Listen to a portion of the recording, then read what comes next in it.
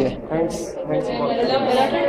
ये mammillary gland कौन सा छाया सा हाँ जी। मेमिलरी ग्लैंड है भाई। हम लोग का एक प्रोफेसर मेरी ग्लैंड है भाई।